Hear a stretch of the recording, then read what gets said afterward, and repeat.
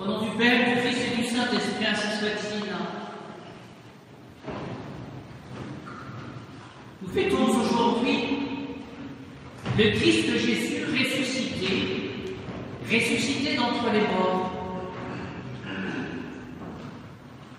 Alors nous pouvons ce matin garder à l'esprit le cœur de Jésus qui résume cet abîme de souffrance, tout ce qu'il a fait pour nous et pour nous obtenir la victoire sur le péché et sur la mort. Le cœur de Jésus résume, je dirais, tout l'amour que le Seigneur a pour nous. Essayons d'entrer dans le mystère de la mort et de la résurrection du Christ Jésus. Ce mystère du passage de la mort à la vie. Et le cœur de Jésus, nous sommes ici dans notre église, Notre-Dame des Armées, où il y a la présence de Saint Jean-Eudes, qui aimait rappeler que le cœur de Jésus et le cœur de Marie, c'est un seul et même cœur.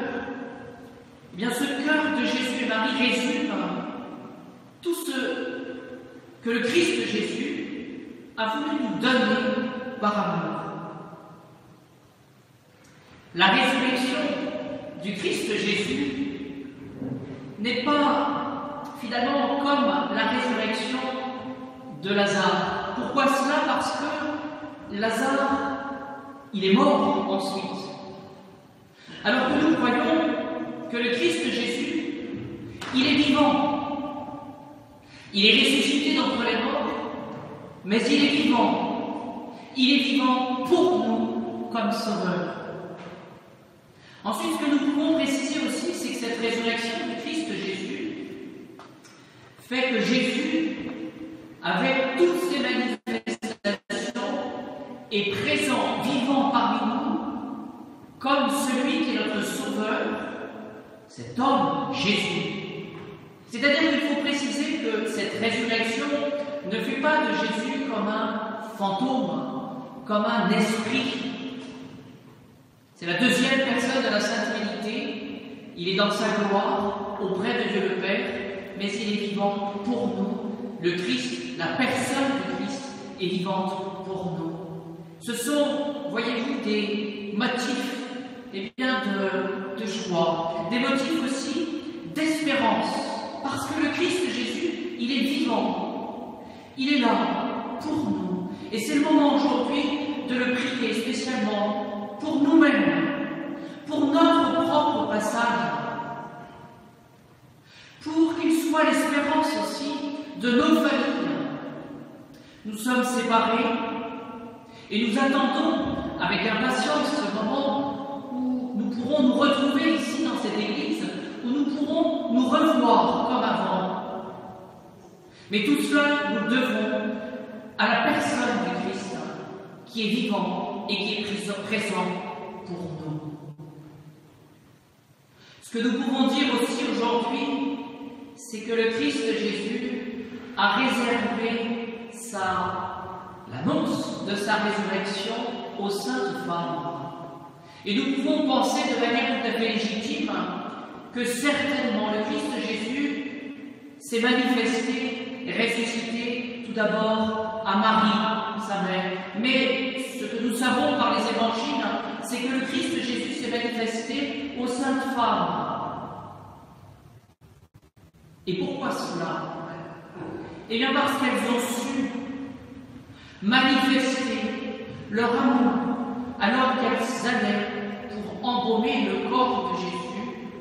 Les saintes femmes ont connu ce privilège de cette annonce de la résurrection parce qu'elles étaient restées fidèles et constantes dans leur amour. C'est ce que nous pouvons demander aujourd'hui en cette fête de Pâques.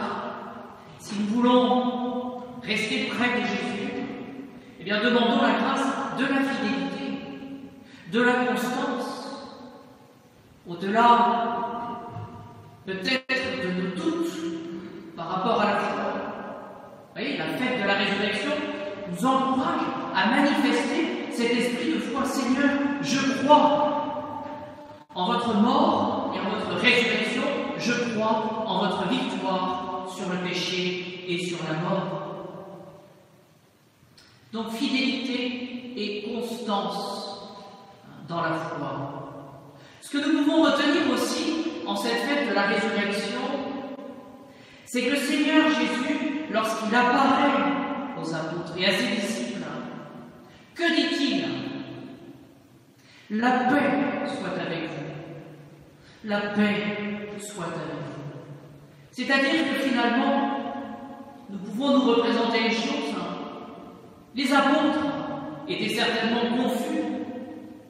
Ils ont été, d'une certaine manière, anéantis à Gethsémani.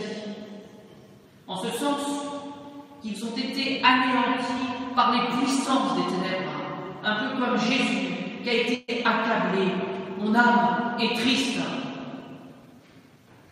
Et donc les apôtres étaient certainement confus. Ils étaient partis, ils s'étaient dispersés devant les princes des prêtres, alors qu'ils avaient promis à Jésus de rester. Ils s'étaient dispersés, un petit peu comme anéantis par ce déluge de souffrance, ce scandale de la croix, cette faiblesse apparente de Jésus. Et pourtant, Jésus, le jour de sa résurrection, va leur dire « La paix soit avec vous ». Qu'est-ce que cela veut dire? Ne craignez pas au-delà de votre démission, au-delà de votre faiblesse. Et voyez-vous, pour chacun de nous, alors que nous sommes pécheurs, alors que nous sommes faibles, eh bien ne restons pas avec notre propre faiblesse. Il s'agit aujourd'hui d'ouvrir notre cœur et de faire confiance, de poser un acte de foi dans cette résurrection du Christ. Essayons de réfléchir à ne pas nous arrêter dans notre vie à un esprit trop humain, à un esprit égoïste, à la crainte. Mais il s'agit de porter notre regard vers le Christ Jésus ressuscité. Je conclus en ce dimanche de la résurrection. Ce que nous pouvons considérer, c'est que finalement, le Christ Jésus nous donne sa victoire. Il nous l'offre. Et donc nous pouvons avoir avec cette foi dans le Christ ressuscité un esprit de missionnaire.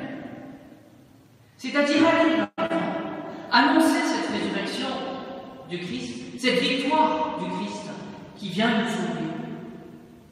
Seulement, il y a une précision à faire. Au moment de sa résurrection, le Christ Jésus aurait pu annoncer aux nations entières sa résurrection. Mais non. Jésus a annoncé sa résurrection à quelques hommes, quelques disciples, de manière restreinte, de manière simple, de manière humble, pour que ces hommes, les apôtres, puissent aller témoigner. Eh bien, c'est un peu la même chose pour nous. Essayons de vivre cette résurrection du Christ, de la recevoir, et pour ensuite aller la déployer, l'annoncer à tous ceux qui nous entourent. Alors bien, chers amis, essayons aujourd'hui d'entrer dans le mystère de Jésus Sauveur, ce Jésus qui vient pour moi, pour me donner la vie, sans jamais la reprendre. Et c'est le moment de confier tout ce que nous avons sur le cœur et de poser cet acte de foi, cet acte de confiance, pour qu'il puisse, lui le vivant, nous donner cette joie, cette paix, de pouvoir répondre chacun à notre vocation, au nom du Père,